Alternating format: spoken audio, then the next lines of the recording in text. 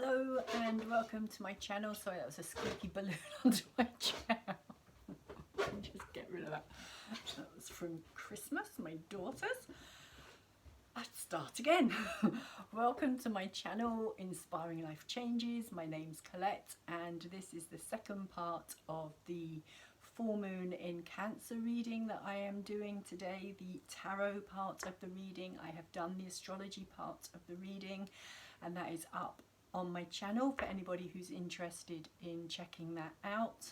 If you have an interest in astrology, there will be a link in the description box down below for you to go and see that for yourself, so you can find out which house, which placement this full moon is taking place. And also, if you watch my astrology reading, I go deeper into the houses and where other placements are, what's happening within the astrological field at this time and how we're all being affected by it. So this tarot reading is based around that as well, so I may bring some of the astrology into play during the time. Looking at the cards, I can kind of already see some aspects of the astrology in there already, so that's quite interesting. This Cancerian full moon is incredibly powerful. It's opposing a conjunct Pluto Sun. So the Sun and Pluto are conjunct, which means they are together, and they're opposing the moon from the Cancerian energy of the mother and security and safety. Again, I go more in depth into that in my reading of the astrology, but I'm going to start the reading. This reading, I'm going to start it off with this card here, the angel Zaphkael.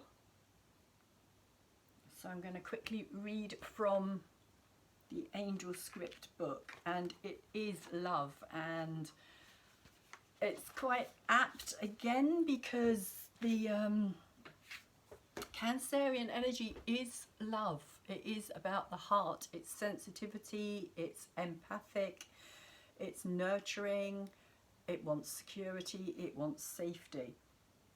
So Zaphkael offers unconditional love and compassion. This archangel brings with it gentle but powerful grace of the cosmic mother, and Cancer is the cosmic mother. She is the cosmic womb, and the moon in Cancer is in her own house, so she's incredibly powerful at this time as well. So the grace of the cosmic mother who protects and cares for all her children. We are nurtured and blessed in a cradle of love and encouraged to go forward and learn to walk without fear. When we stumble, Mother catches us. Mother blesses our lives and our journey, never seeking to hold us, but always welcoming our return. This love is our entitlement. It is a grace which waits patiently for us to creep into its arms. When our lives seem desolate, it is because we have forgotten how much we are loved.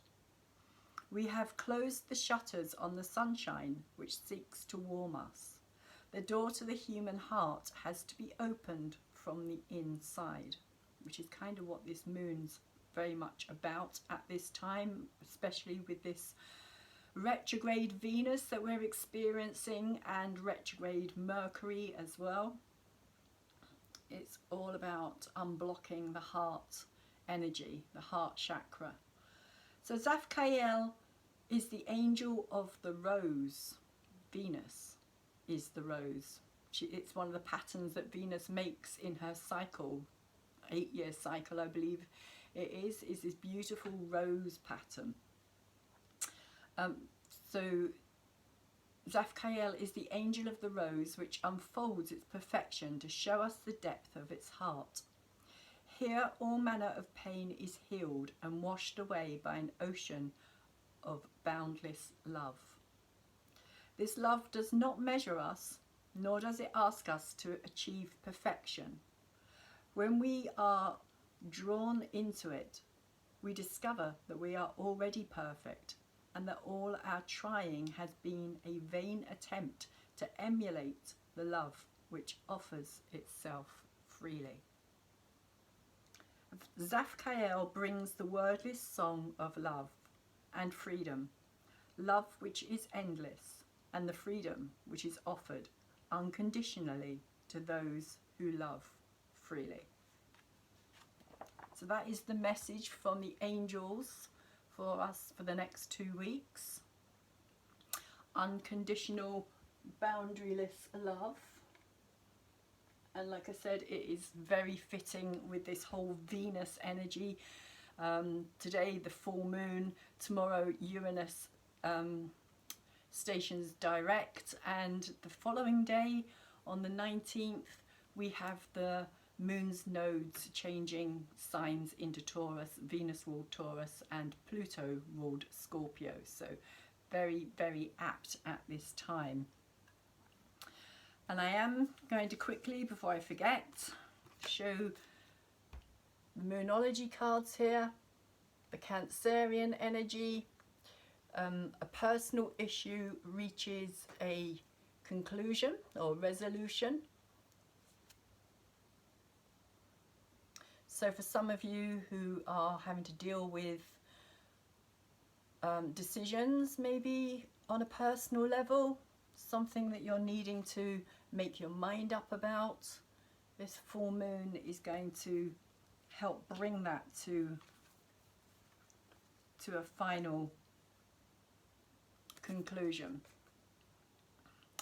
And it is a supermoon, so emotions are running high.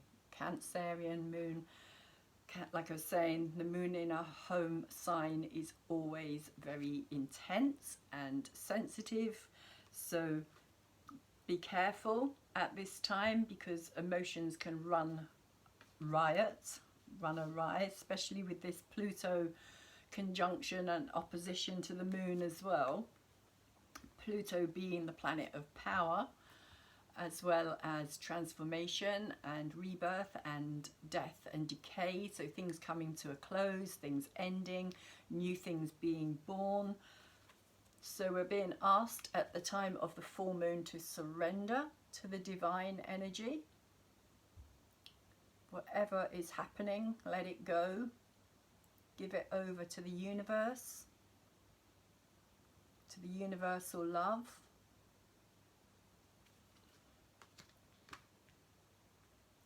And lastly, we have the Cardinal Moon, which is be bold and make the first move. So cardinal energy is initiating energy. It's energy that wants to take action. It wants to get things moving. But at this time, we may have difficulties with that because we have 2 retrogrades happening at the moment. But in saying that, when Uranus stations direct and starts to move forward, everything is going to start to accelerate in our lives anyway. So where everything has been really stagnant, and that is kind of reflected in this reading as well, things are going to start moving quickly. So at the very center of our reading today, we have the King of Wands, who is saying to me here that there's a feeling of optimism, there's a feeling of confidence, spirits are high, hopeful, feeling strong, feeling good in ourselves. But it is covered by the card of Justice, which is our challenge. So we're looking for balance in things that haven't been fair. We're looking for karmic resolution. We're looking for things to shift and change in our favour, it feels. We're looking for, on some level, kind of karmic retribution.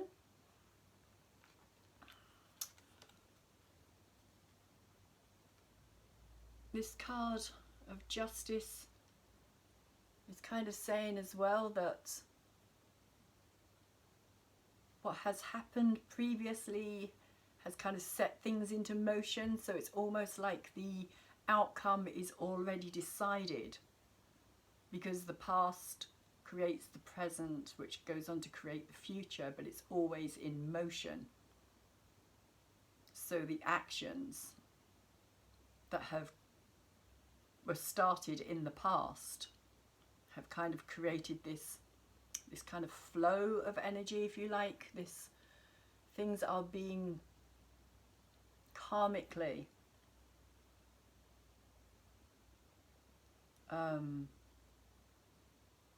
brought to a head in many ways. Even though we're probably kind of like not seeing that, we're not feeling that, things are shifting, things are changing. But we are, how we're seeing things, with the King of Pentacles and the Ace of Pentacles here, how we're seeing things are very kind of depleted. We're feeling let down with this King in reverse and this Ace of Pentacles in reverse. We're just feeling like lack of energy, depleted, drained, like we don't have enough to keep going. And particularly with this Ace here as well. This is what's in our head. And of course, at this time, things are getting a lot harder, monetary-wise, as well as well-being.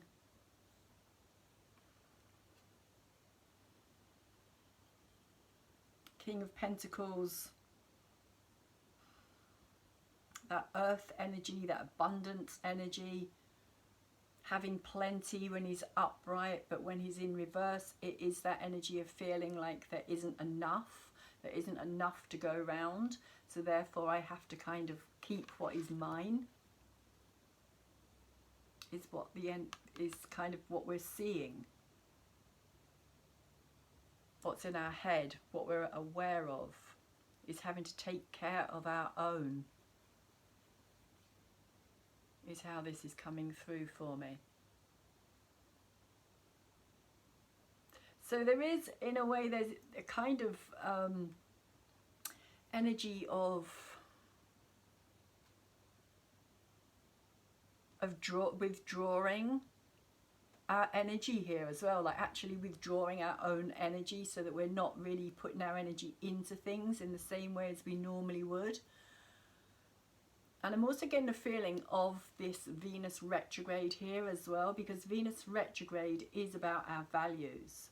So we are kind of retreating into ourselves to see what it is that we value, because this again is what the Ace of Pentacles is saying here. What is valuable? We are kind of taking a new look at an old story, if you like, and kind of being asked to prioritize what it is that we value. Why do we value it? Why is it important to us? Is this really as important as our health? Like this monetary gain here? And also, how far would you go to gain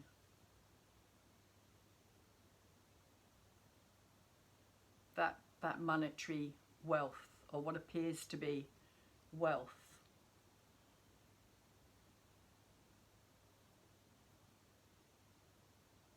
Is there a line that you would stop at?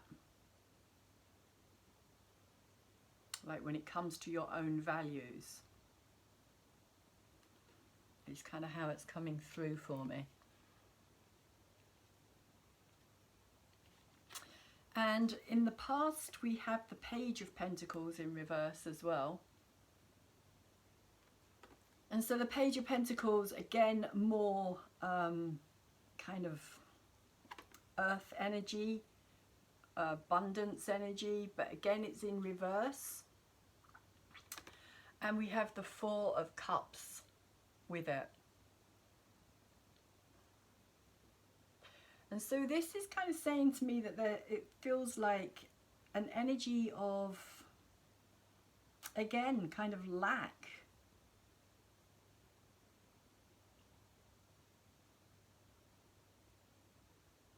All the pages are young energy, so they all need to kind of grow, expand, experience life, experience situations in order to be able to gain knowledge and kind of build on something, growth of something, like to grow in wisdom, knowledge, understanding. With the Page of Pentacles, it can also be to do with like investment, like taking this pentacle, what am I going to do with it? But it is in reverse. So there is this sense at this time, or there has been this sense that, you know, there is this draining of kind of finance and draining, like no matter how much we put into something, we seem to get less back.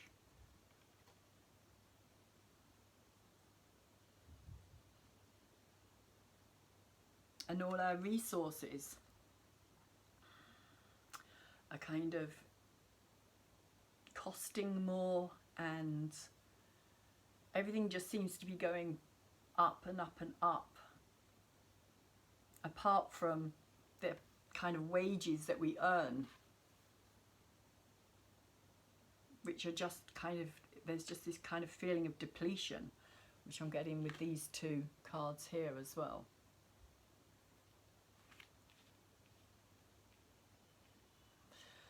So the Four of Cups, when it's upright, is being offered emotional support. I feel with this card, it's kind of like being offered emotional support on some level, but cutting ourselves off.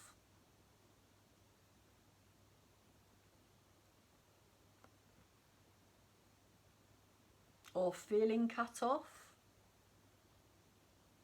feeling like we can't accept it, because he's sitting here with his arms crossed, adamantly, kind of focused on these three cups down here, and not seeing this fourth cup that's coming in. And even if he does see it, he's very kind of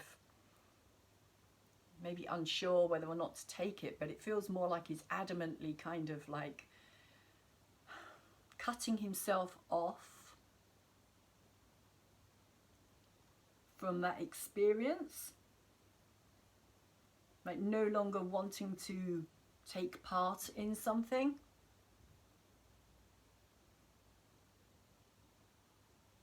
Whether that's relationships or work situations, home situations, family situations. It could also be to do with having been kind of cut off ourselves, isolated for so long that we no longer know how to kind of what's the word I'm looking for, like incorporate,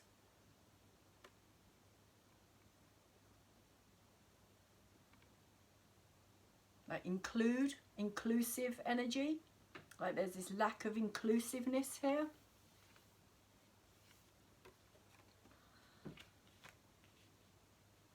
And it's interesting because on the bottom of the deck we also have the Five of Coins here as well, which is a card of feeling left out in the cold. But if you look at his face here, he looks like because this is kind of like a church, which normally would be like a sanctuary, somewhere of safety, but he has this look on his face where he doesn't even know if he can trust that place, that sanctuary. But of course over the last 2 years even churches have been blocked off to us. So even that kind of spiritual nurturing, I keep getting the word succor, succor, like feeding something, like nurturing, feeding the soul, has been kind of taken away.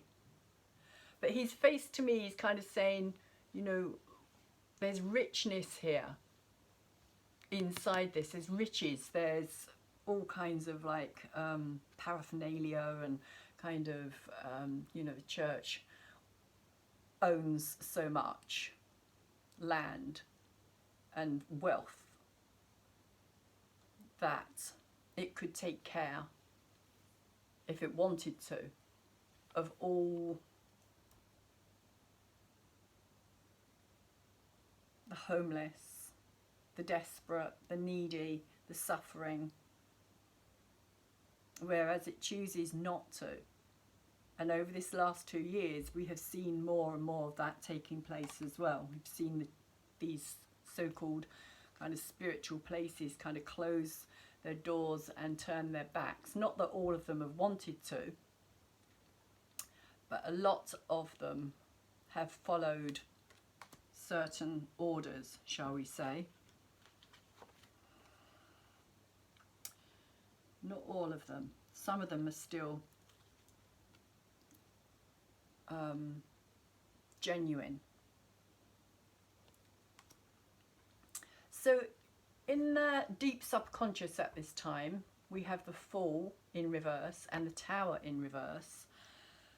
And so the Fool in reverse is kind of saying that we've been cut off from new opportunities, from being able to take new leaps of faith, new directions.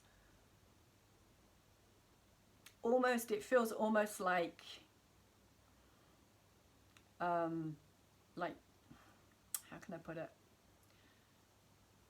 Like collectively stopping our adventures or our lives, literally like stopping like from being able to explore or adventure or discover or kind of experience new things, new paths, new destinies, new, it's like everything has just come like just this big, just seeing this big kind of stop sign, like no entry, you can't go here kind of thing. And there's been a lot of kind of tower moments.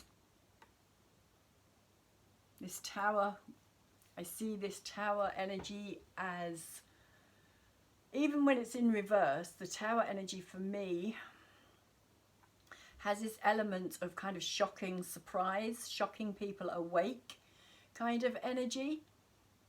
Even though like most people will look at the tower and think that it's a awful experience, which it can be, it's definitely something that's, it kind of strips everything away, the tower. It strips away the illusions and the security that we thought we had, that we kind of build up around ourselves, because it's very much a structural card. So for me, I see it literally as all those kind of things that we put our faith and our trust in, and what we kind of create our own prison around us, our belief systems as well. And when the tower strikes, when we get this kind of moment of this lightning that kind of comes in and kind of takes away our world as we know it, our life as we know it, what we are used to, and the path that we've been treading and kind of building up for ourselves in that sense of who we are, our self-identity. That's really what this card for me is about. It's about stripping away our crutches that make us believe this is who we are, this is our identity. So again, it can be to do with work, it can be to do with our self-image, as I was saying, our identity. So we identify ourselves as people who do this job, for instance. So people become very loyal to a certain company or corporation that they work for, because it gives them, on some level, it sustains their needs.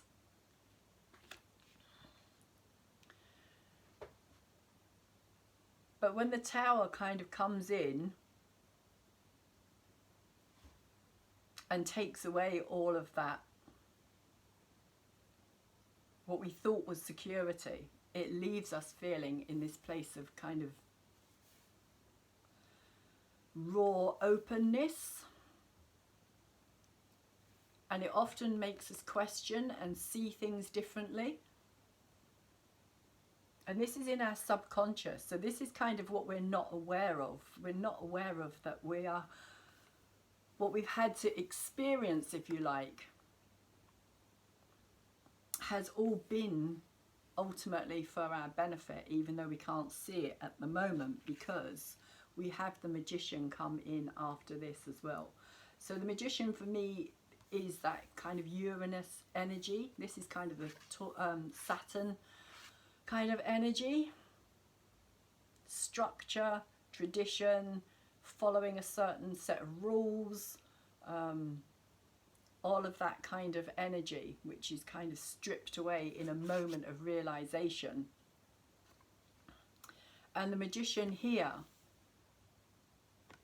is bringing in this new energy, this new, how can I put it, this new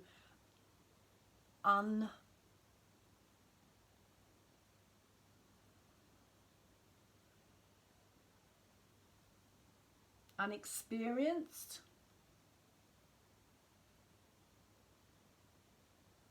way of looking at the world, because he's got all his tools here on the table, and all his tools are the elements of the tarot. So, but they're also to do with our own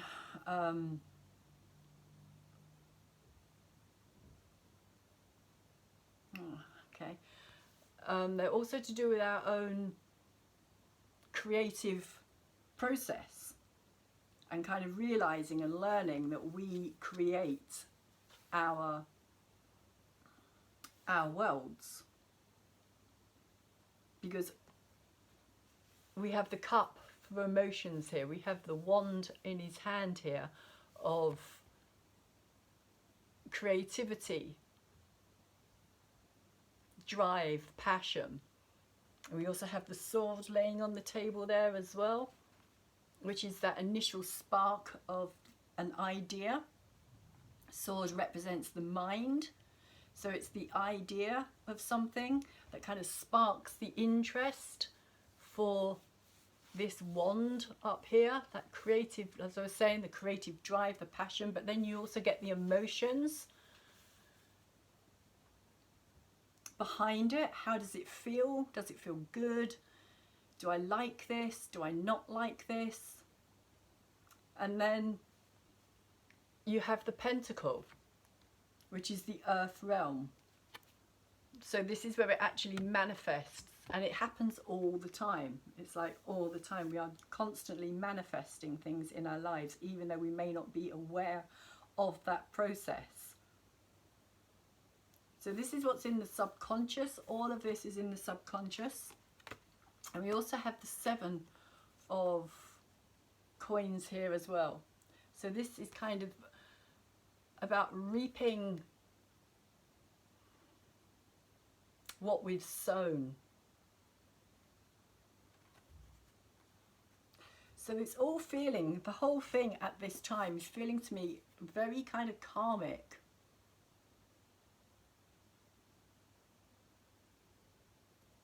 Mercury has gone retrograde. Mercury went retrograde on the 14th of January, and when Mercury went retrograde, he was conjunct Saturn, which is the lord of karma. Action, consequences. You can't escape the consequences of your actions, even if you don't see that immediately.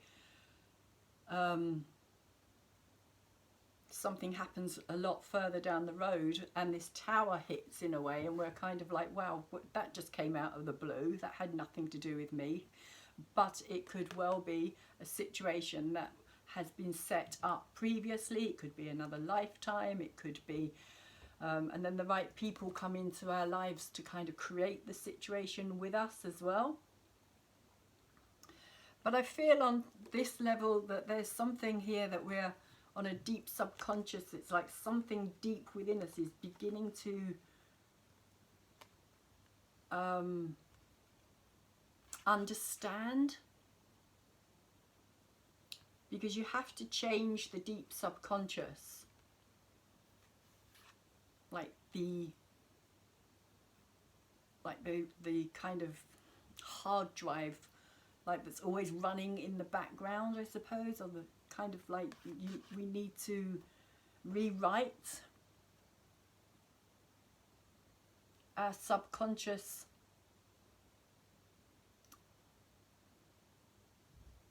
past energy.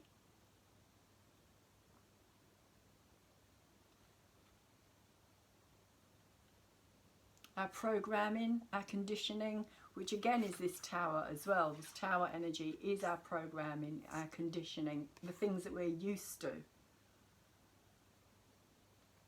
So this magician is saying to me that there's this new energy coming in for us, and that we had to go through this difficult period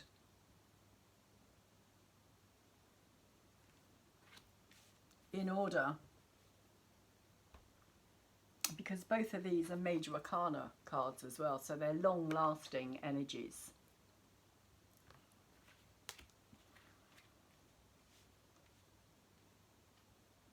Sorry about that glare.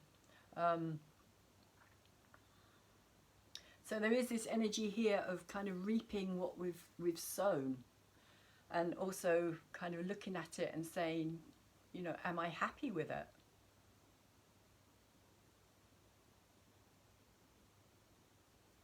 Again, it kind of follows with this, for me, with this Venus energy of like, you know, do I still value this as much as I thought I did previously?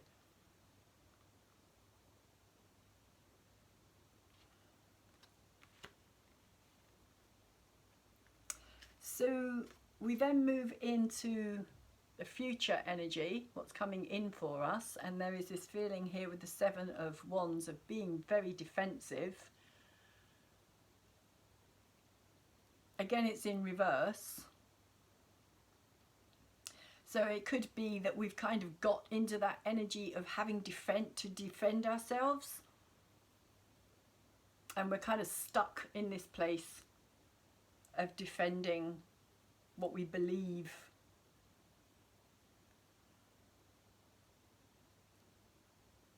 is of value to us.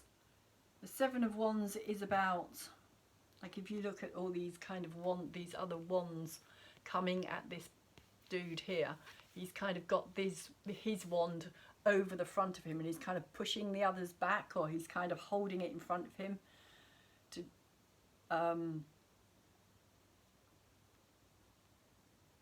to defend himself against all these other opinions and voices and kind of other people's creative ideas, other people's belief systems, and yeah, opinions mostly.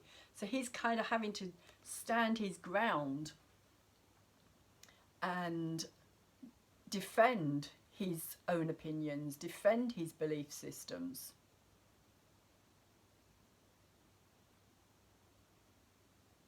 But it's in reverse. So there is a sense of kind of still coming from that same energy in a way. Like we're not quite, we're still defending ourselves from that same, how can I put it, from that same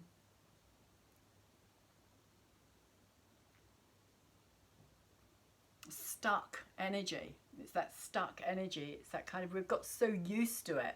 We've got so used to having to defend ourselves that we can know, we don't feel as though we can put this down. It's kind of this defensive stance of kind of back off, leave me alone.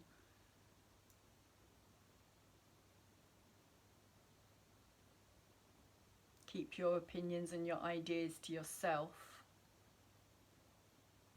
They're not mine.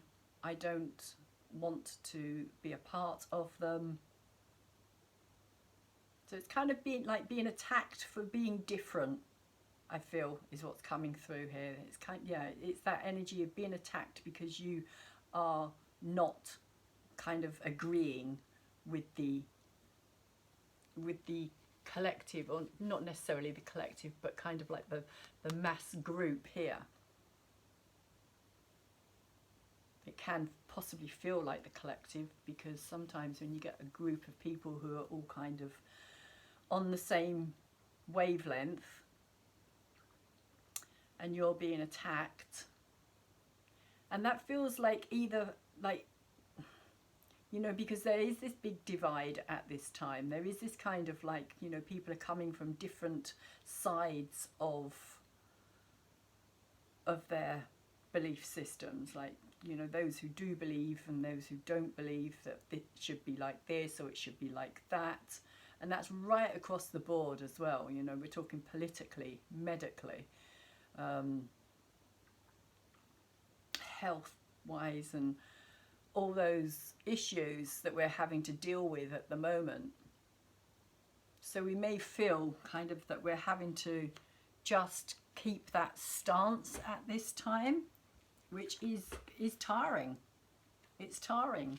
There's this feeling of exhaustion here as well, of getting to that point of like, how long am I going to have to keep doing this? Even why should I have to keep doing this? Why can I not just be accepted for my own opinions, my own, what I value and what's right for me? So, where we're at this time, we have two more reverse cards, the Five of Swords and the Six of Wands. Five of Swords first is winning at all costs. It can be a very, what's the word I'm looking for here?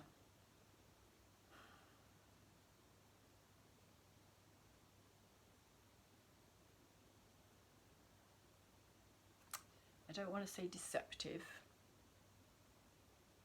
It's not a deceptive energy. It can be seen as being self-sabotage as well, but that's not what's coming through for me today. I'm seeing this more as an energy of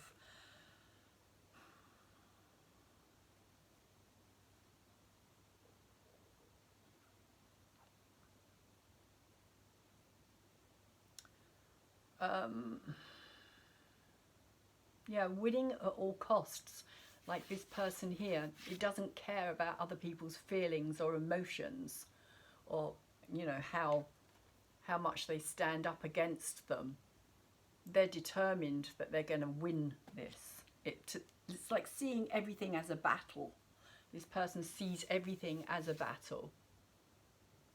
And this can be seen as being our political system, us versus them.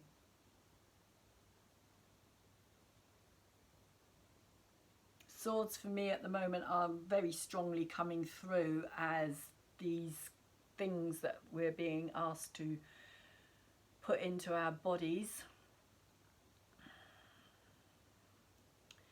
So there is this really strong energy of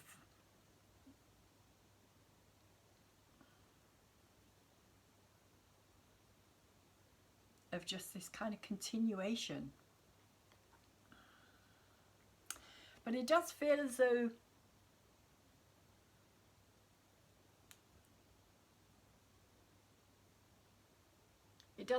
as though that it's not, that this person isn't winning.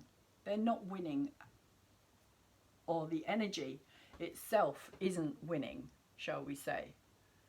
That it's not winning at all costs. No matter what it says or what it does, people are turning their backs and kind of walking away. Although with this character here, he's very untrustworthy. That's the word I was looking for. There's an untrustworthiness about this energy. And so this person can even stab you in the back. Like they'll go to any length to get what they want.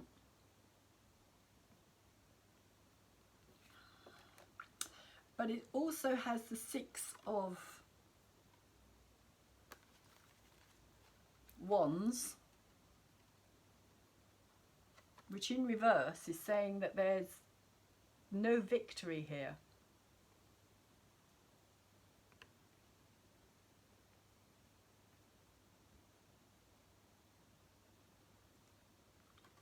Because this is the card of victory. It's a card of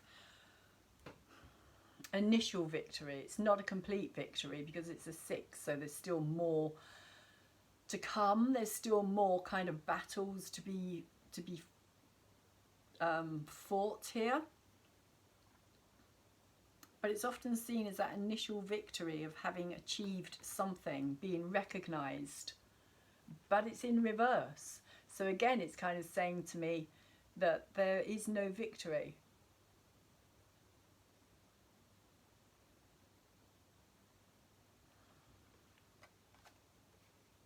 That regardless of the outcome, it's like there is no real victory.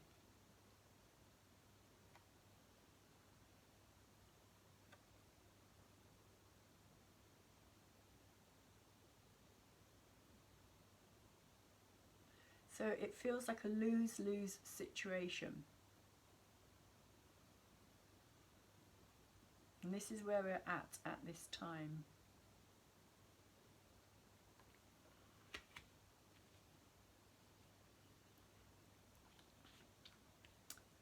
And in the environment, we have another 2 cards. We have the 8 of Swords and the Knight of Pentacles. I'll cross it over because they came out that way. So the 8 of Swords is about feeling trapped. It's about, if you look closely, she's blindfolded, so she doesn't know where she's going. She has no direction. She doesn't really understand what's happening around her, but she's trapped by her own limitations. She's trapped by what she believes is true, or by what she has allowed herself to believe is true. I mean, all those swords are in the background, and she is actually free to walk away, but she stays there because she believes she has no choice. She believes that this is her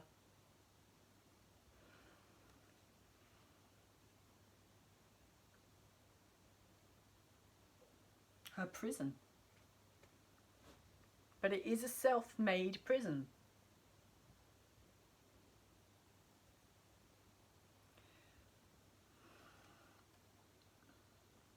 And in many ways, this is what we do. In many ways, we allow ourselves to be trapped by, again, other people's ideas, opinions, views of us. So it's kind of paralyzed in a way with fear of taking an action that may turn against us. Interestingly, it's one of the only cards here that is up the right way.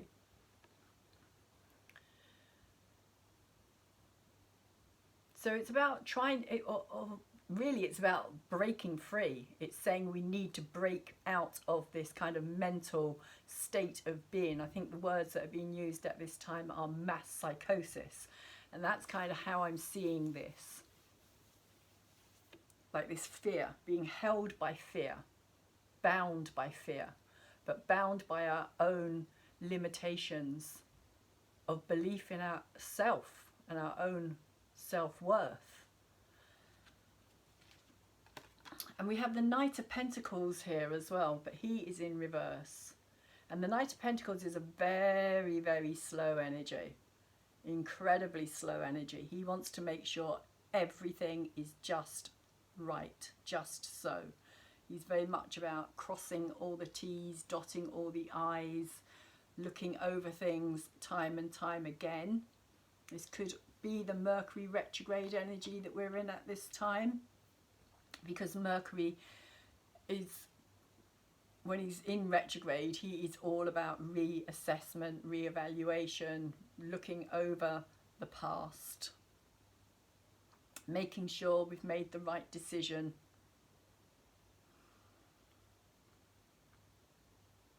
But again, it feels like this paralysis of fear.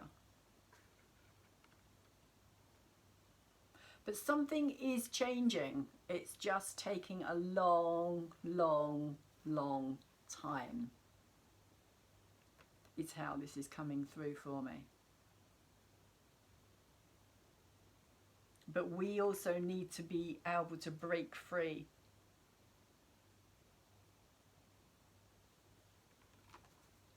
And take back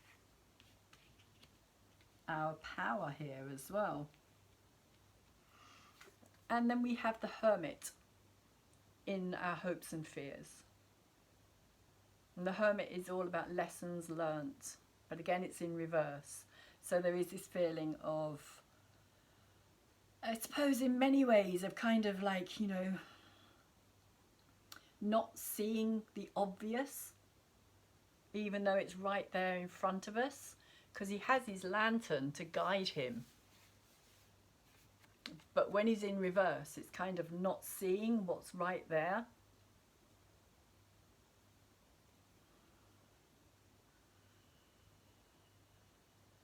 It's also about withdrawing as well. Again, Mercury energy. The Hermit does rule Virgo, and Virgo is also ruled by Mercury. So it is, again, that retrograde energy of reassessing, reanalyzing, questioning. And kind of hoping that, you know, we've made the right choices, we've made the right decisions, but not being sure, again, because we're kind of paralyzed by this fear, by this mass psychosis. And it's interesting because a few readings back, I don't think it was the last reading, but I think it was the reading before that, I actually called it, now my brain's gone completely blank. I think I called it something like mass hypnosis, look within. So that is the Hermit energy. So if you're interested, if you want to go back and look at that tarot reading that I did at that time, it was pre this mass psychosis thing that everybody's now talking about, but it was basically the same thing that I was being told, was that we are all kind of like under this mass hypnotism, and you know, we needed to look within for our answers. So this is kind of still questioning, with this Mercury retrograde especially, of is it the right thing? Have we done the right thing? Where are we going? All those kind of questions. And the last card that we have here is the Lovers card, which in reverse is very much this Venus retrograde energy. Really looking deeply at relationships in general, and whether or not these relationships are relationships that have been blessed. Because if you see here, there's this angel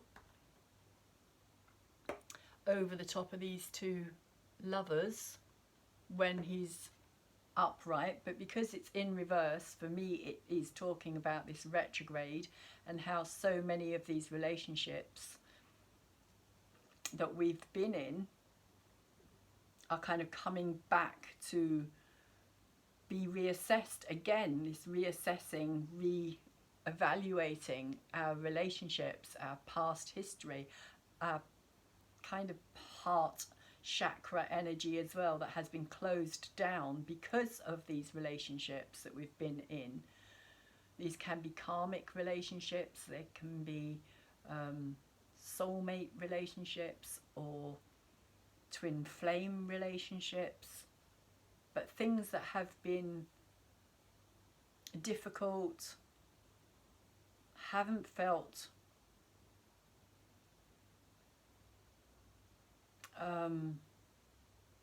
it's like they weren't the right thing at the right time.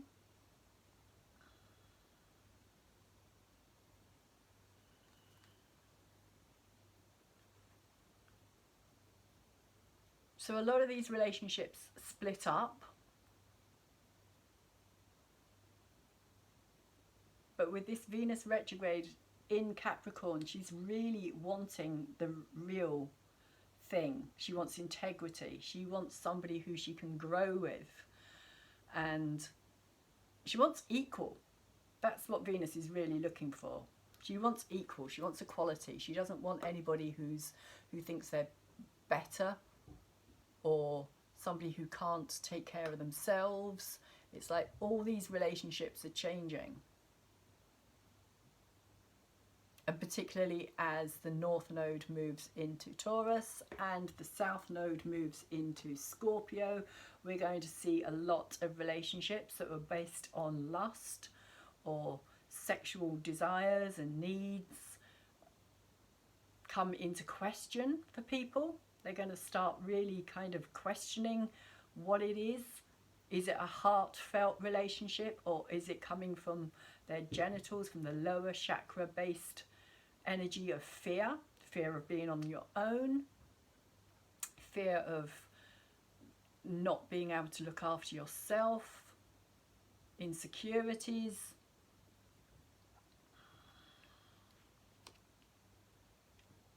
So those are the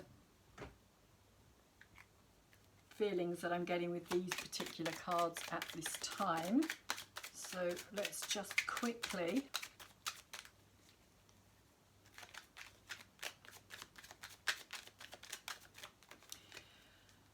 confirm these energies for this Cancer full moon.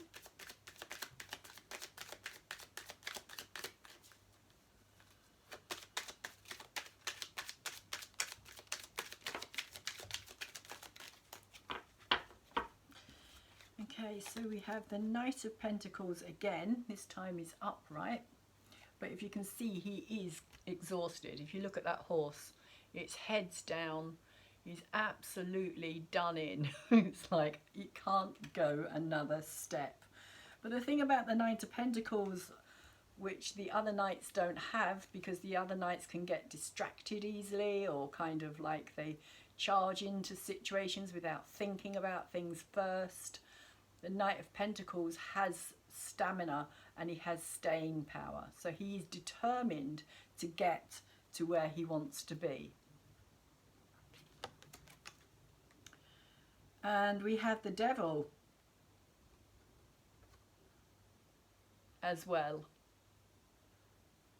So this is about clearing out that Devil energy with this Justice card here as well, and this King of Wands.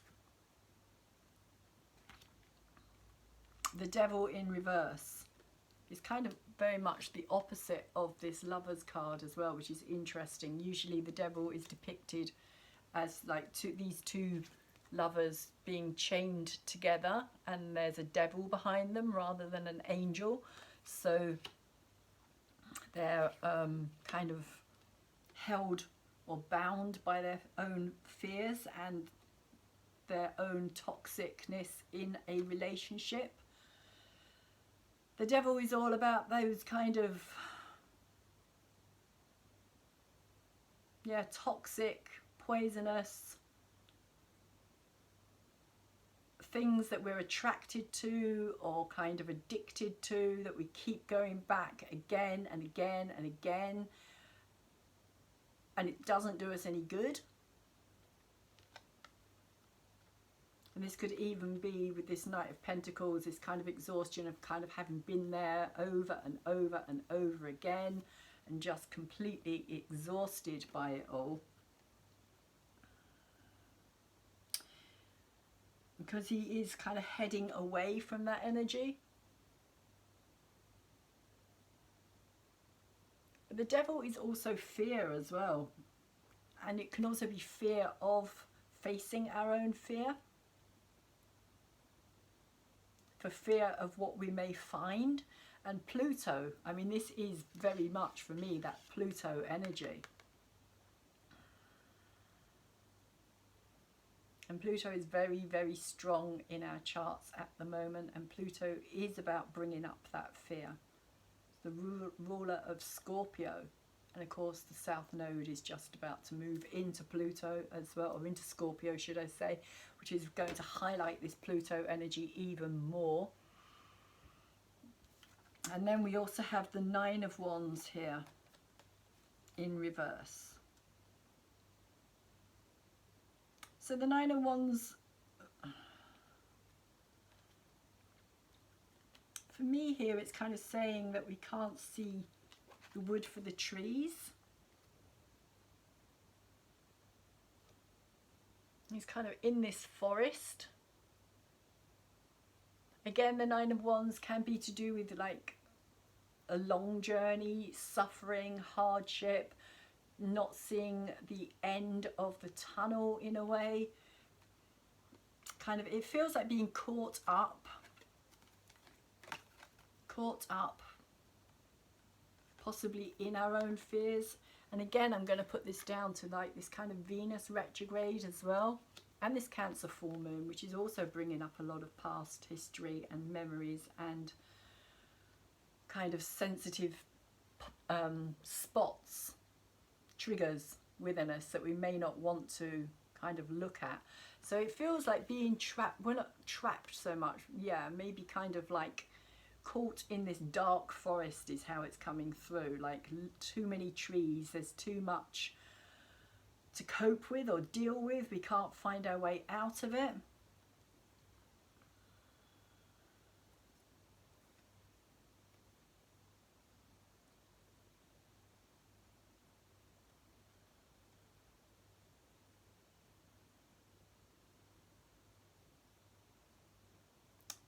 With this Nine of Wands here as well, he's kind of literally, he's got all these flowers growing over him, so it almost feels like becoming part of that energy.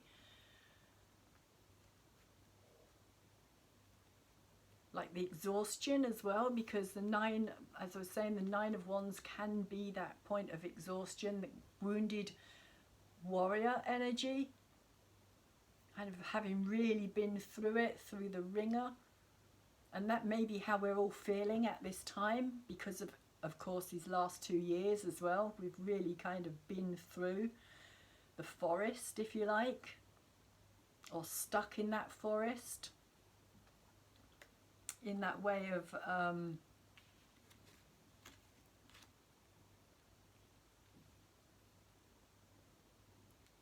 like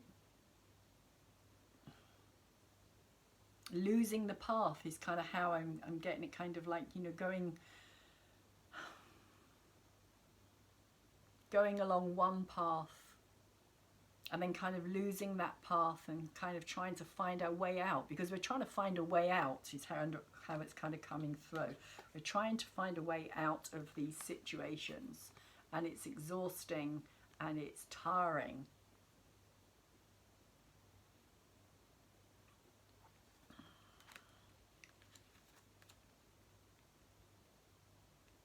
And we're trying to break free from our conditioning and our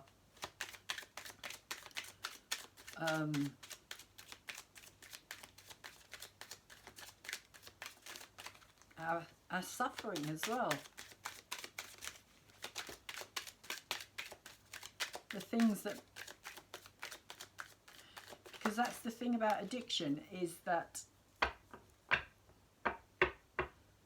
it brings about suffering by its very nature of being an addiction, because it has that hold over you rather than having a hold, us having a hold over it. It has a hold over us, so it creates suffering, and that can be an addiction to anything. Anything can be an addiction. Relationships can be an addiction. Food can be an addiction. Anything can be an addiction. There's just this need, this craving, this belief, if you like, that our life won't be fulfilled without it. And then we have in our heads the Queen of Swords in reverse.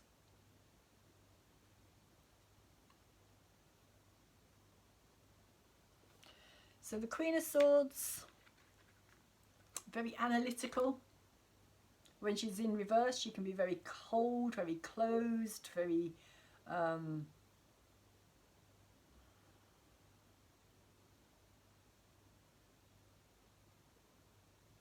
yeah, very kind of unapproachable.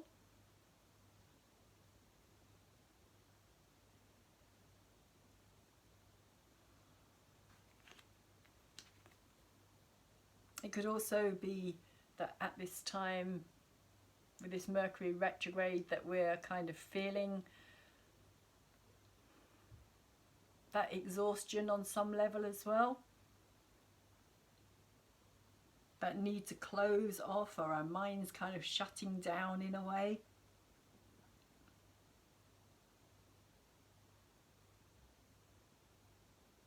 She can be fierce as well.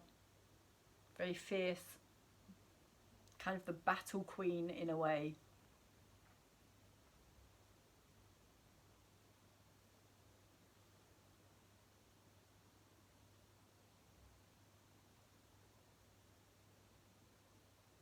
But because it's in reverse and it's what's in our head over the top of this King of Pentacles, again, it just feels like this sense of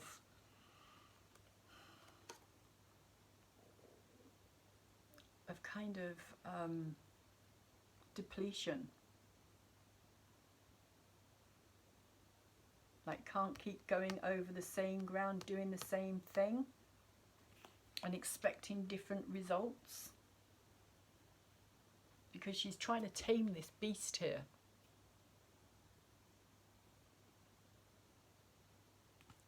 But it's in reverse.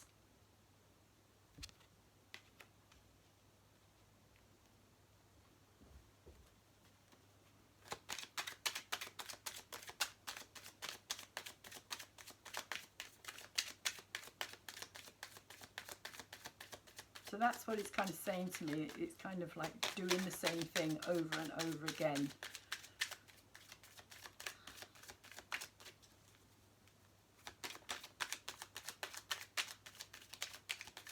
And expecting things to be differently.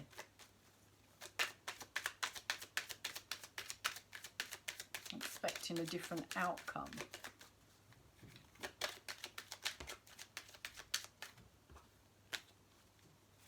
Which of course is also known as insanity.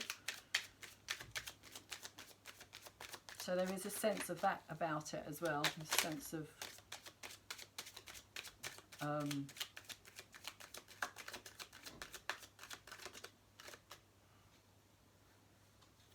driving ourselves even a bit insane with it all.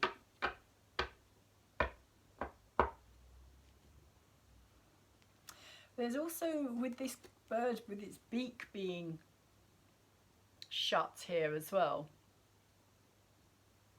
And again, as I was saying, with Mercury earlier stationing conjunct, or like right next to, close to Saturn, that Saturn is about restriction. And the Queen of Swords is also to do with communication as well. So it feels like there's this sense of being restricted, like not being able to speak our minds or our voices being heard at this time.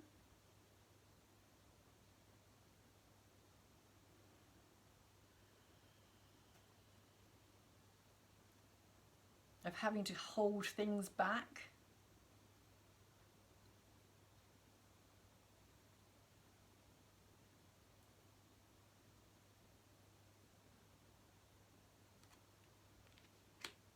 Like blocked communication.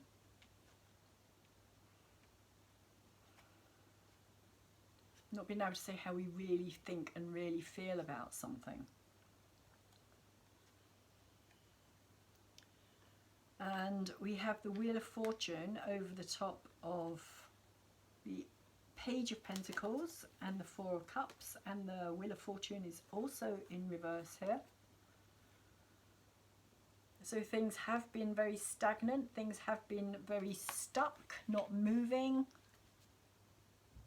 This is also the card of destiny, and as I was saying, there's this kind of sense of destiny not kind of happening for us.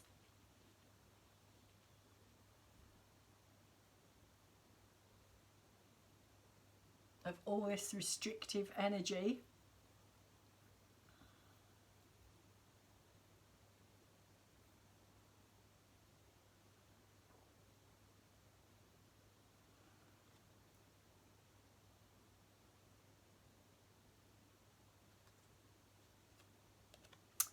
And like when the Wheel of Fortune is in reverse, it is just this, like things are not changing, things haven't shifted, nothing seems to have gone, it's almost like time has stood still in a way for the last 2 years.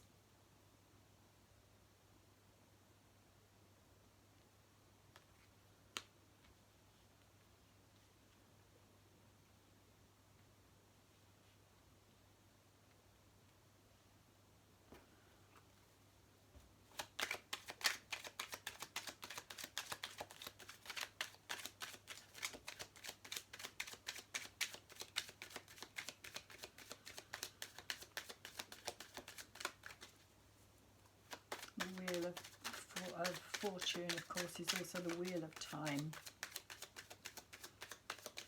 Again, to do with our karmic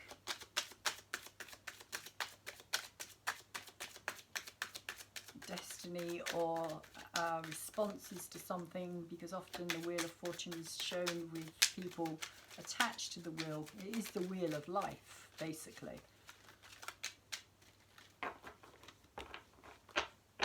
The Wheel of Fortune. And you have those at the bottom who are in deep sense of suffering, and then you have those at the top who have got to positions of, possibly positions of power.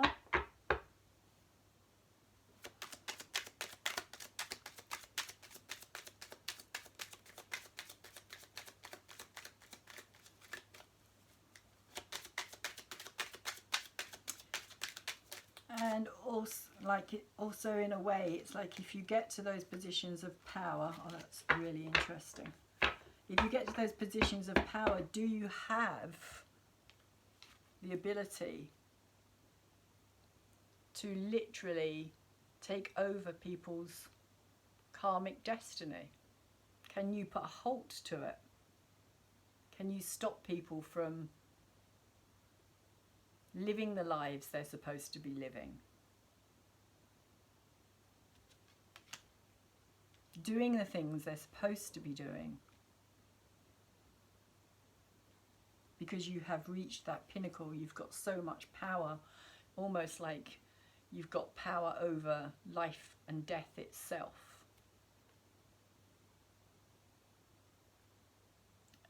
And I'm talking about a certain clique of people on this planet who believe that they have this right, this power to be able to do so. But we have over the top of these 4 cards here. The Fool, the Tower, the Magician, and the 7 of Pentacles. We have the Tower again. So there is definitely something very important about this Tower energy of bringing something to an end, to a conclusion. But there's also within this energy, I feel like this awakening process. And it does feel like this mass awakening.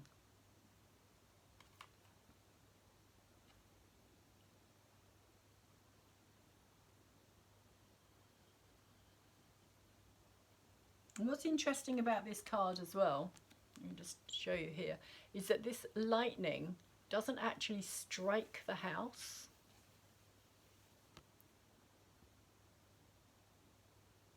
But there is this, and it's like the house is on the side of a cliff.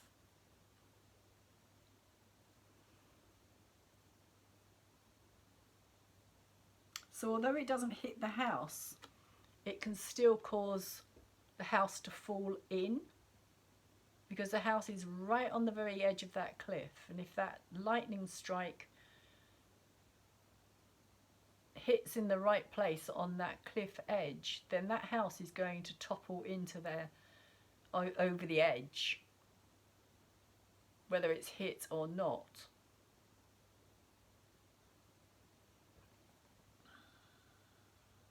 But there is this kind of light down here as well, which again, it kind of seems to me that this is the kind of the awakening process. I see this very much as the Uranus energy. Uranus is also about to station direct tomorrow, as I was saying. So lot of shifting of energy in January. Massive changes occurring. So I'm not surprised to see things like the Tower coming out twice. Because Uranus is that lightning strike. It is that awakening bolt out of the blue that kind of says, like, you know, wake up, smell the coffee. Things are not how you thought they were. It's rebellion. It's changing our way of looking at the world. Again, it's taking the structure that we thought would always be there for us, and it's literally bringing it to the ground.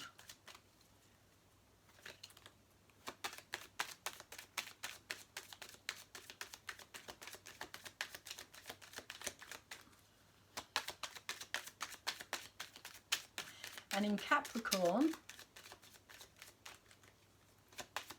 which is kind of where Pluto is at this time as well, and where Pluto has been for the last, well, since 2008. And of course Pluto is about to have his return. The Pluto return after 246 years is a major event, which we're going to experience on the 20th of February. We're already experiencing it, and we already have been for quite a few years now, which is explaining, or does explain a lot of what is taking place in the US, because it is the US Pluto return on the 20th of February. But of course what happens in the US affects the rest of the world as well, so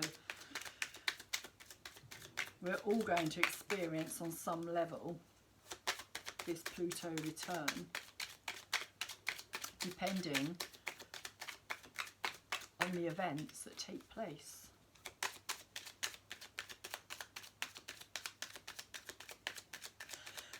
But another thing about the Tower is, although it comes from an outer event, shall we say, or something that comes and kind of seems to knock our world sideways and collapse all those structures, as I was saying, that are around us, there is a part of us that is kind of needing to do that, because it's like we've outgrown that energy, It's no longer, which is what this magician is saying to me here.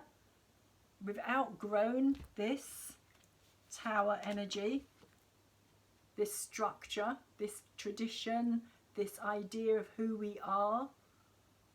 We've outgrown it, and what we need to learn is that we are these creative, manifesting, powerful beings who are completely connected with everything around us, with the universe, which is why the magician has one hand up in the air and the other hand pointing down, is because he's literally bringing in that energy from the universe or source and grounding it in the physical realm. And he's saying that everything is connected. We are a direct channel. We are a connection to the physical plane. And it is source energy, God, source, universe, however you prefer to call it, that we are directly connected with.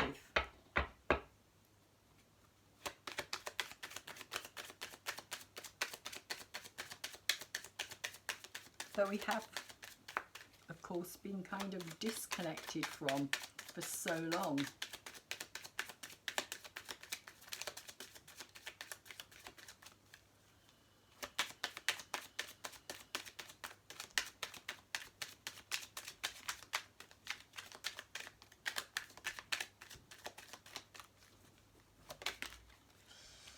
Okay, so over the top of the Seven of Wands here, we have the Queen of Cups, Queen of Chalices in reverse. And this is saying to me that emotionally we are, well, with the Seven kind trying to hold things back, kind of protective. Again, it's that feeling of protecting ourselves. And the Queen of Cups is very much this kind of watery, emotional, can be the psychic realm as well, intuitive, Cancerian energy, Piscean energy, Scorpio energy, but particularly I would say Cancerian energy at this time. Although it could also be the Scorpio energy, because we are going to be moving into the South Node into Scorpio, and this is what's coming in for us. So this could be the Scorpio energy, and it's going to, I feel, kind of release an absolute waterfall or avalanche of emotion is how I'm seeing this coming through. It's just like this huge kind of just outpouring.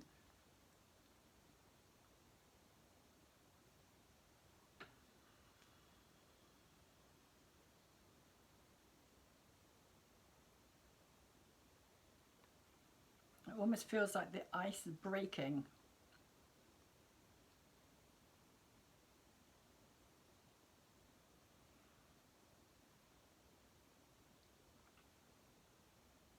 Like riding this kind of emotional tsunami that we can no longer hold back.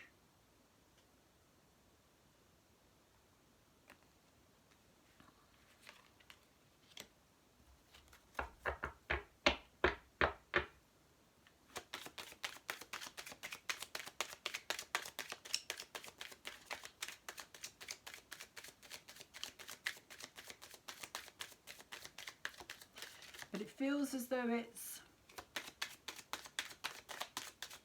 if it was upright, I would say that it was coming from a place of,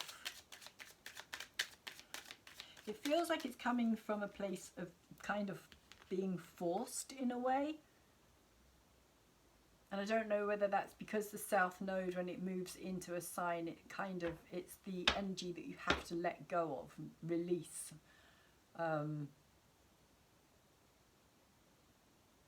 It's what's no longer working for us.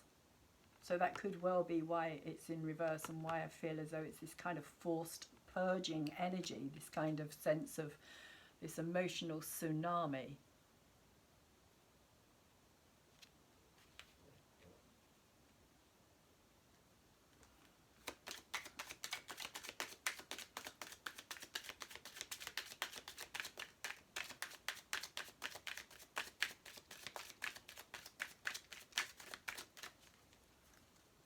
Queen of Cups is very caring, sensitive, empathic.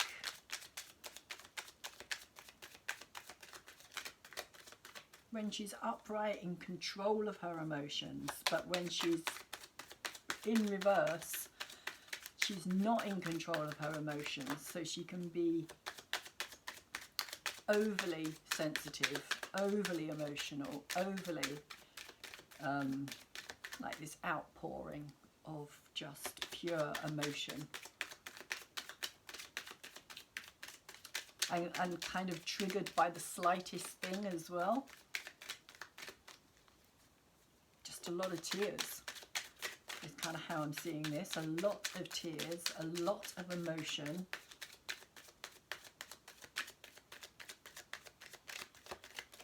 Just a release, a huge release of emotional energy.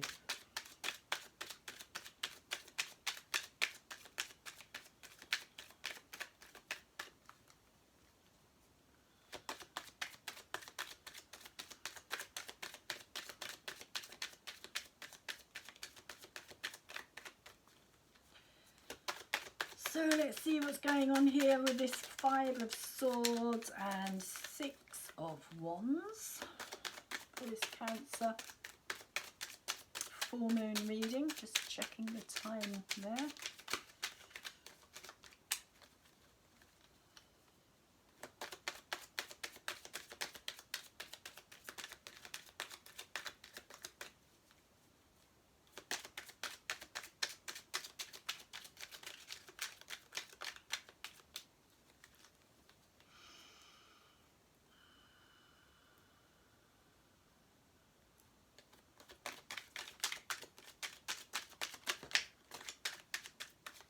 Yeah, and I feel with that 7 of Wands as well that, you know, we are going to try and hold it back, but it's not going to be possible.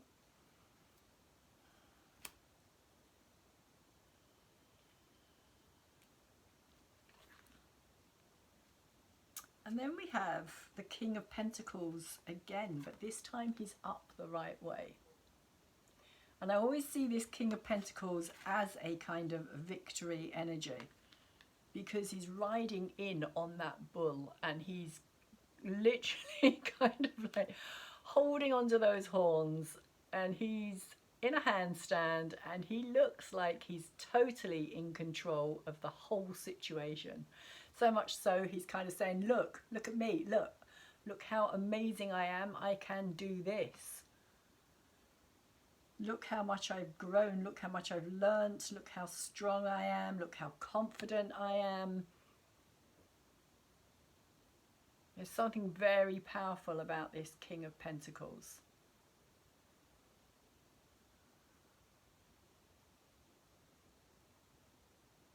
And it feels, again, it's like riding that beast rather than the beast riding us. It's kind of like now we are in charge.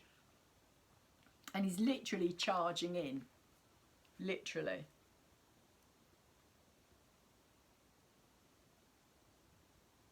Charging in on this bull, and it's over the top of these two energies here.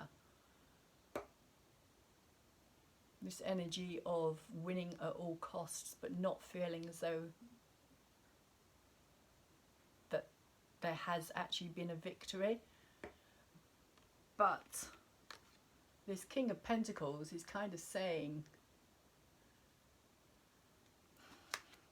almost like things are going to be flipped on their head. Is what I'm getting here. Things are going to be flipped on their head. So what was up is going to go down, and what was down is going to be up.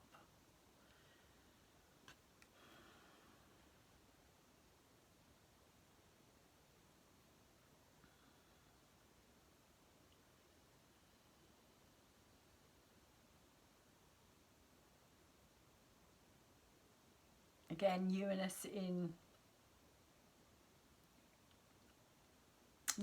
Taurus, Earth energy, Capricorn, Virgo. Although because he's riding on a bull, I do actually see this more as Taurian energy.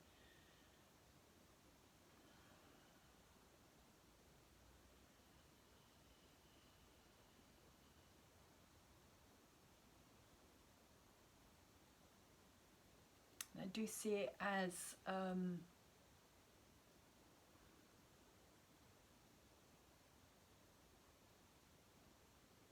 stability as well.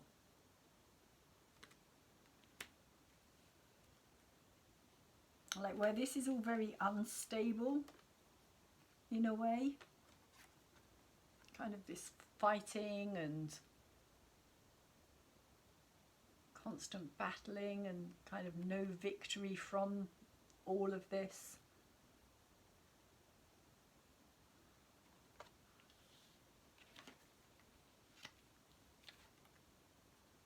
Yeah, that King of Pentacles is kind of very sure of himself.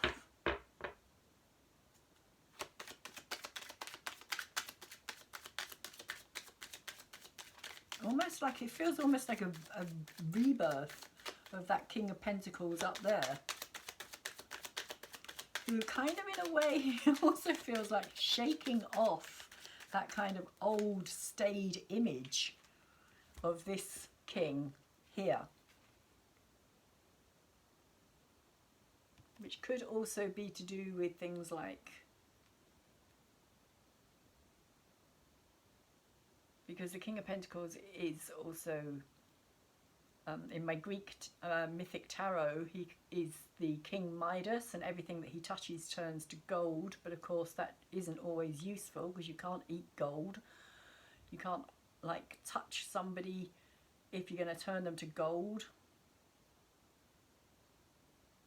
So again, it's that value thing. But there's also this thing about banking and banking systems, and I don't know, it just feels as though this is kind of like shaking something off. This old traditional way of doing things when it comes to our finances, the banking systems, old families, traditional. This is coming through much more as this kind of new, unconventional. It's not a very conventional King of Pentacles at all.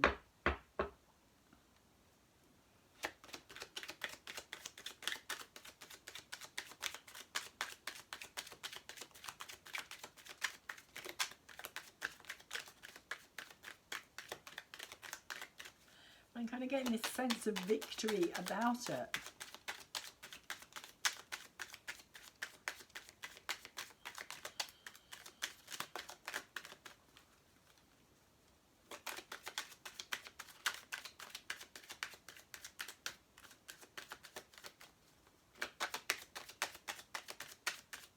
Reliable.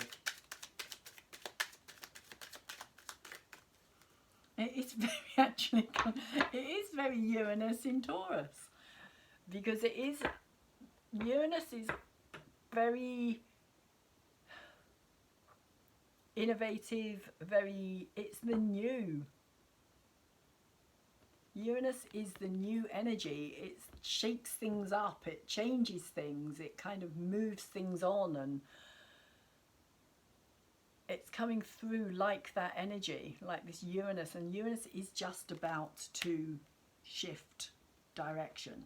And so when he does so, he's going to bring in a lot of change. A lot of change into our lives. And in Taurus, who so loves that kind of traditional, stable, kind of fixed, like this is how it is, this is how it's always going to be, a spade is a spade, and don't tell me it's anything else kind of energy. Kind of, it's going to always be like this, because Taurus likes stability. Taurus doesn't like change, unless you've got some other kind of planetary aspect there, like Sagittarius or something, strongly placed. But Taurus is much more kind of like, yeah, let's just do it the way we've always done it, because even if it's not working anymore, you know, we can kind of wing it, if you like. You know, we'll keep it just the same way it's always been. And if you think of the banking systems at the moment, that's exactly how they've been doing things for God knows how long now. Far too long. So it's kind of changing, it's shifting that energy. That's how it feels. It feels like Uranus is kind of really kicking the butt of this Taurian second house energy, to the point where he's kind of, oh, it's that Aquarian energy of kind of maverick and kind of eccentricity and kind of not knowing what's coming next. And that's kind of how I'm feeling this energy coming through. So we have over the top of this Eight of Swords, I'm going to put this one here, we have the star energy. Sorry about that glare, can't quite get that to... That's probably better. We have this star energy in reverse. And so the star energy does talk about destiny.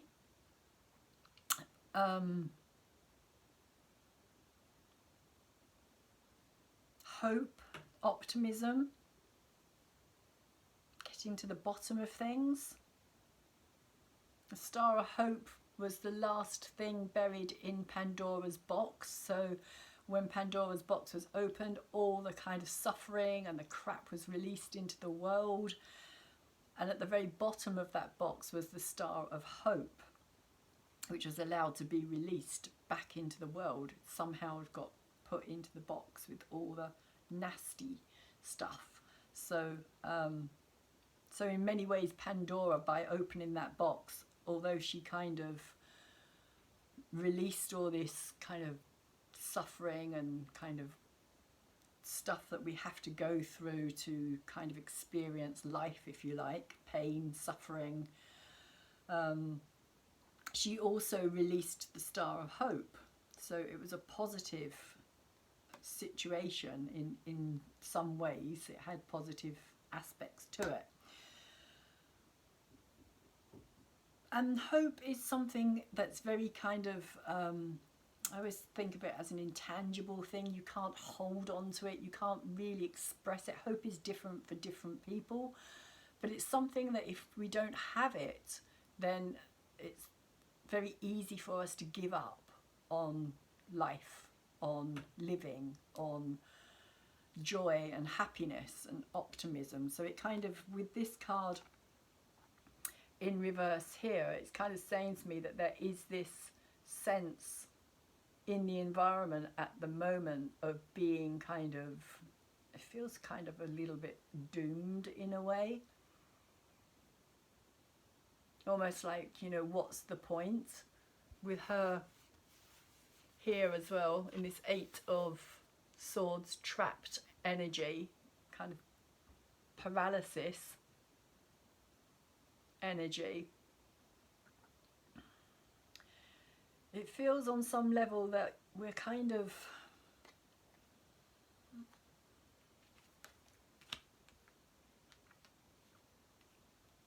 giving up on ever seeing things change or ever seeing our way out of this situation.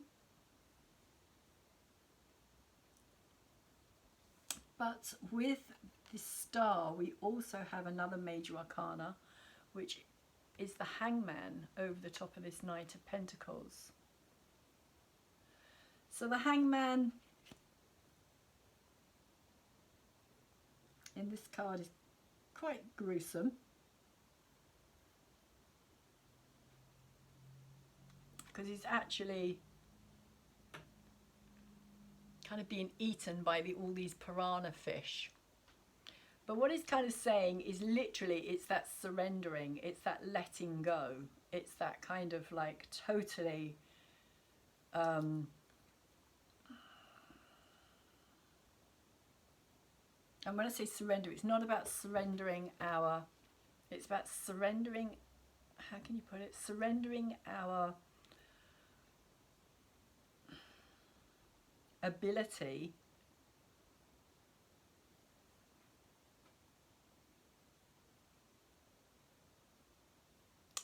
to, okay, let me just get this, it's coming through. Surrendering our ability to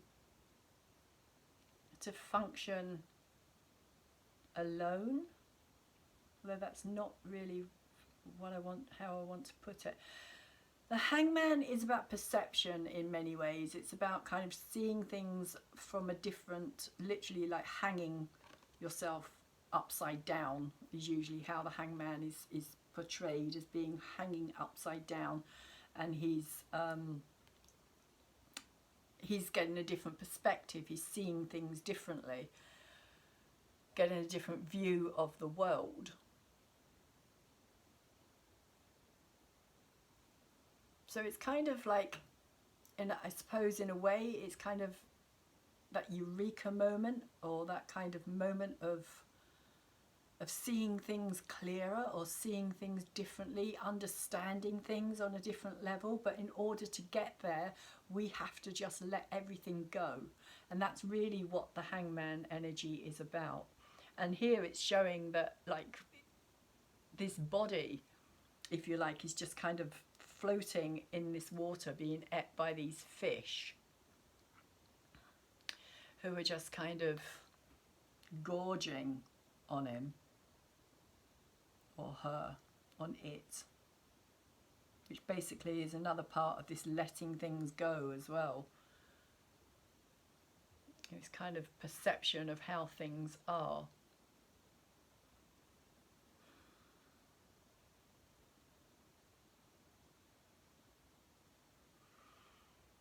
Okay, so this is also, the Hangman is Piscean energy as well. And Piscean energy, we have Neptune in Pisces at this time. And Pisces can also be very kind of illusory energy. So what it's saying to me here is that there is more to just the physical realm. There is more to life than just the physical body or the physical being. But we are so kind of caught up within that physical, within our bodies, or within just kind of one life.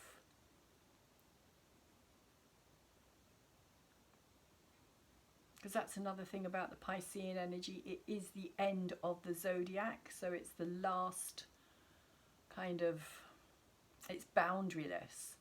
It's that kind of, I see it myself personally, I see it as that kind of state of kind of leaving your body, if you like, and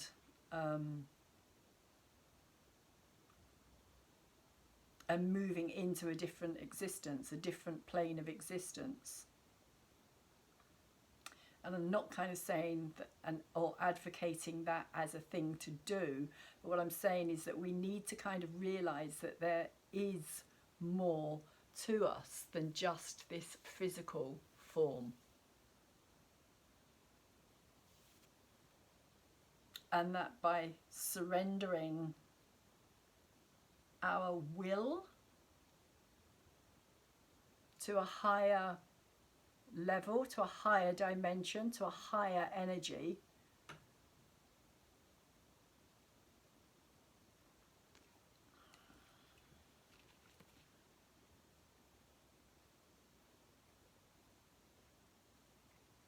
what I'm getting here is kind of, that's the lesson that we're learning. It's a long time in coming.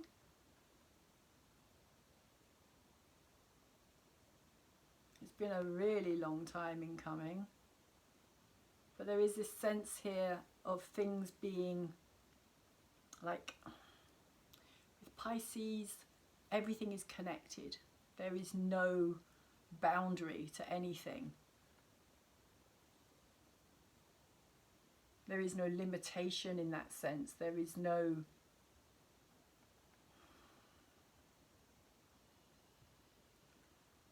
how can I put it? There is no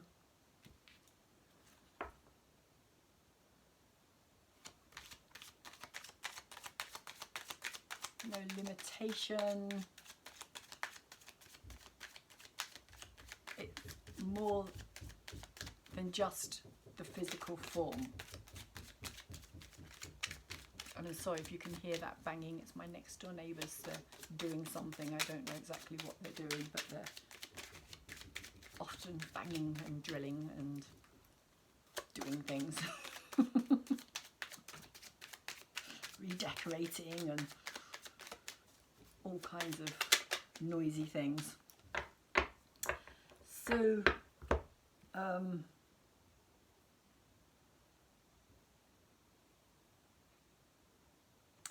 and it also feels on some level that we ourselves kind of feel as though we're being fed on, if you like, with these fish here.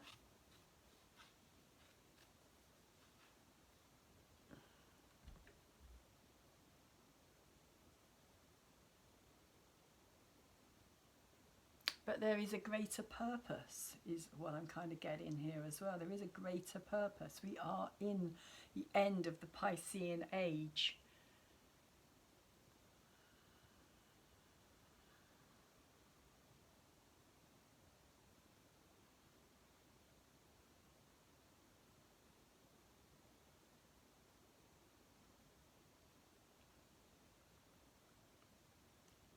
Originally the Hangman, I say originally, but one of the images of the Hangman is also of Prometheus, who was hung on the rock by Zeus because he had given the secret of fire to the human race, and by doing so he changed the course of history.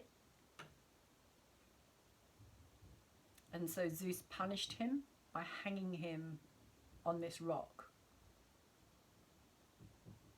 And there's another kind of quality to the Hangman as well, that by surrendering what we can't change in our lives and letting something go, we actually make space for something else to move in. So there is a kind of message here as well of kind of releasing the old, surrendering what's no longer working for us, to allow the new in.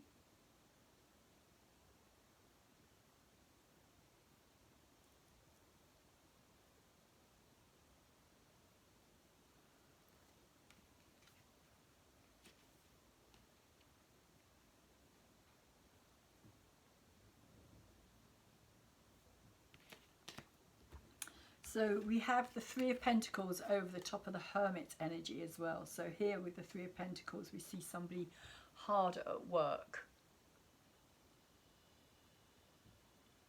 trying to rebuild. And again, this is hopes and fears. So we want to kind of rebuild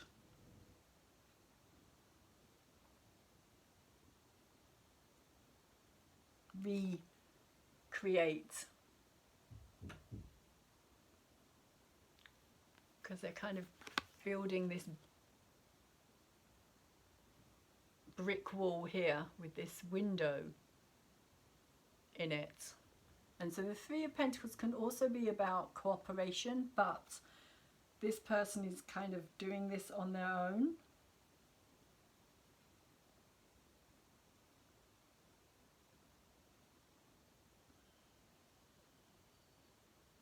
And with the Hermit there as well, it may be that that's how we feel. We feel as though we're kind of having to kind of be very much our own person, our own individual. If we want to get things done.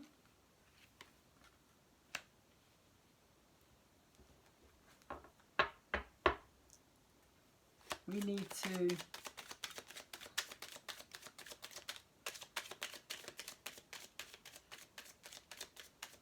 maybe make a start on something. Maybe that's also what it's saying, is that once we start something, then other people will join in, or will have You know, it's like community in a way is coming through here, this kind of community energy, because you can't do everything alone. You need other people who are qualified in doing this or doing that to build a whole building. You can't build a whole building, really, all by yourself, or it will take forever to do so. Or at least a very long time, if you were going to do it all on your own. But there is this sense of kind of starting things and then other people kind of coming together is how I'm seeing this as well, like a hope and a fear of more kind of a different kind of working, a different way of doing things, a different way of understanding how our energy can be used, which I feel is also something to do with this card here as well, this card of our, like with the fishes eating us, so almost like eating our energy, almost like being a resource, having been a resource.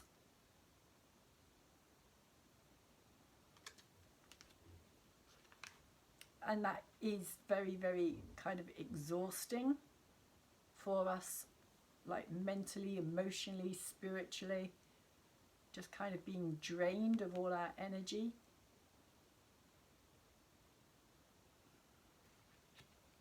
Like batteries is kind of how it's coming through here.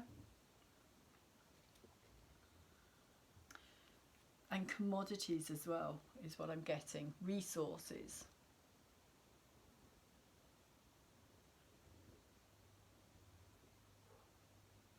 Just being a kind of seen as a physical body, not a body that's got a soul or a spirit, but just something that's very kind of physical.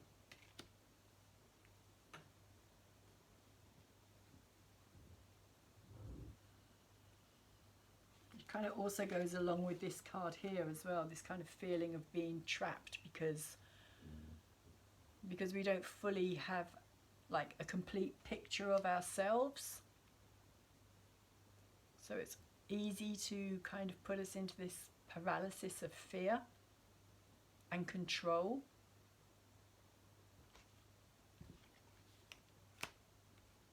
And mass psychosis.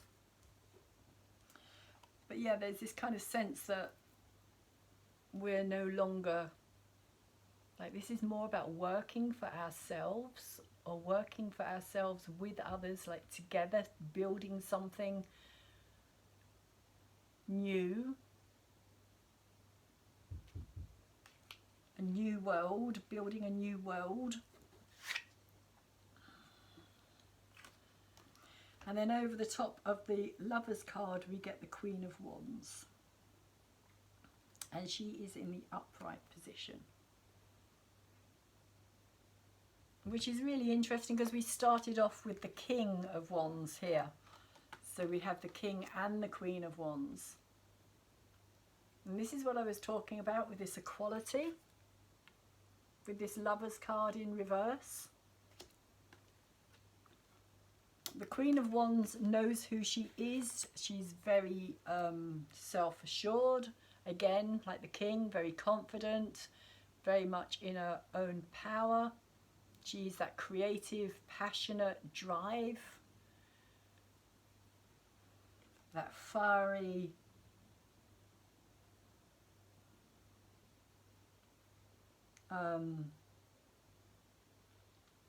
that fiery, there's like this warmth about the Queen of Wands as well, this energy of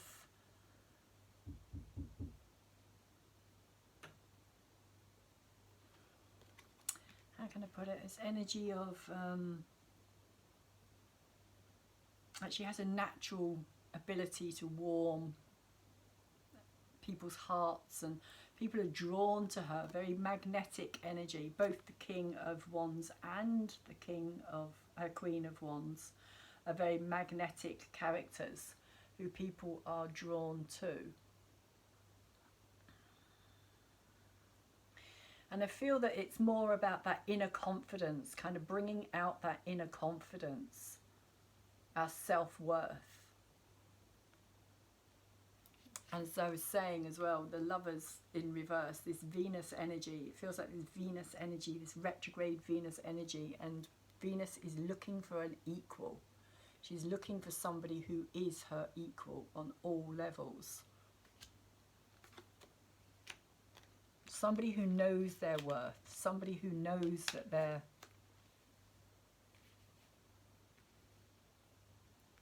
kind of more than just this body. So that's where I'm going to finish this reading. It also feels like power couples in many ways, kind of finding each other as well, which is another message I've just been given. Like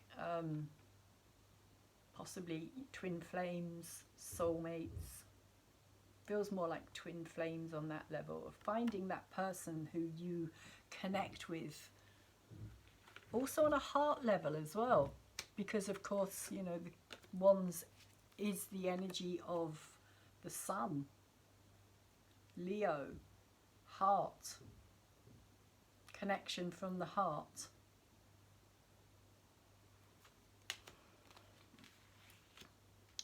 So that is where I'm going to leave the reading. I'm just going to do a quick, time is ticking on, a quick Abraham Hicks card here.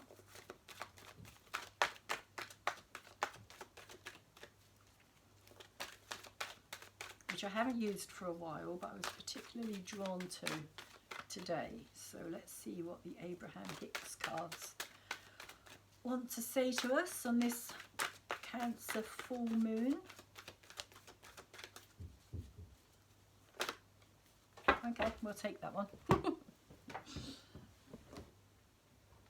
Okay, whoops, shifting table.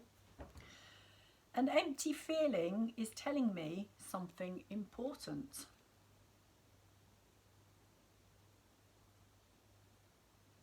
So a negative feeling indicates that your current choice of thoughts is so not of harmony with your source energy that you are disallowing your full connection to that energy stream. You could say that your fuel tank is approaching empty. Your emotions do not create, but they do indicate what you are currently attracting.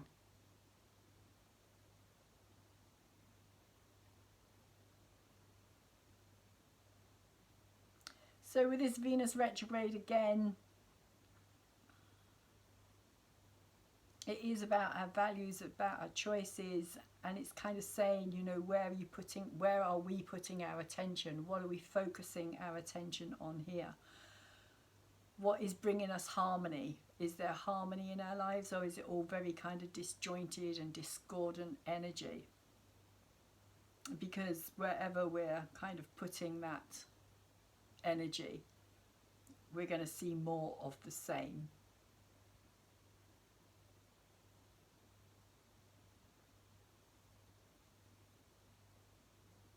And our emotions do not create, but they do indicate what you are currently attracting. So when we feel our emotions negatively about something, we're still putting energy into it. And the more negativity we put into that, the more we kind of run on empty. The more it brings in that empty feeling, which I feel is quite Venus in retrograde at this moment in time. A lot of people are feeling that empty feeling of relationships and things not being as they should be or how they would like them to be. So very quickly, not quite quite sure where the book is for this actually. So I might just read a very brief version of this rather than getting the book out.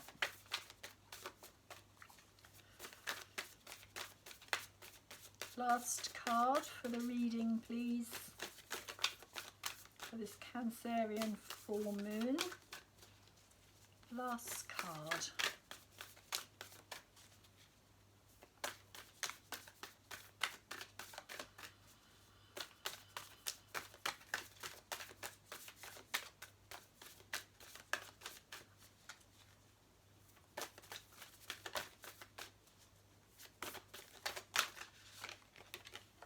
Okay, so Hestia, the goddess of sanctuary. No matter where I am home. The most sacred sanctuary is found within me. It is quite Cancerian energy, interestingly enough, because Hestia is hearth and home. She is the hearth. I think she's also known as Vesta.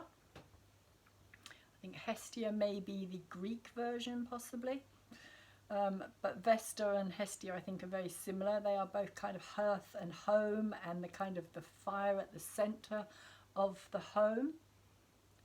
Because that always used to be the centre of a home, was the hearth, which of course is also in our own bodies, the heart energy, the creative fire energy, the love energy. And that is very Cancerian in itself as well, because Cancer is about the heart and the home.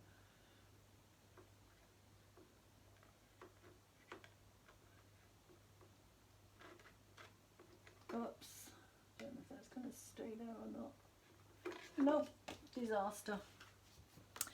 Oh well, let's just leave it like that. And say thank you very much to those of you who have come over to watch my videos. I really do appreciate it. Please, if you've enjoyed this video, if you've got anything out of it, learned anything from it, or just enjoyed watching it, could you please give it a thumbs up for me, because that really helps to grow my channel, the algorithms on YouTube, etc. pick it up, and it just lets YouTube know that people are watching my videos. So that's a really big help. Also, there is a subscribe button on my videos, so if you haven't subscribed yet, please do hit that button. The bell will come up, and if you want to know as and when I'm putting out my videos, then that will let you know, and you'll be able to come back and watch them. There is a playlist as well for you if you're interested in watching any of the videos that I've already put out. There's no times, no dates, nothing to do with like, oh, it should be then. So it is a timeless thing. You can watch it at any time. There's titles, so if any of the titles make sense to you or grab your attention, resonate with you, then that's your video for the time that you're watching it. And also thank you very much to those of you who have liked my videos, and thank you very much to those of you who have subscribed to my channel. I really, really do appreciate you being here on this journey with me. And enjoy as much as you can this full moon in Cancer. Breathe through it, because it is going to be big energy, emotional energy, opposing Pluto, a lot of power energy, power within ourselves as well as power outwardly as well. So really go within and try to kind of like focus on our heart at this time as well, because that's really the focus of attention for this, as Zaphkael was saying earlier. And with that, I'm going to leave the reading again, say thank you very much, and please take really good care of yourselves and anyone else you can at this time.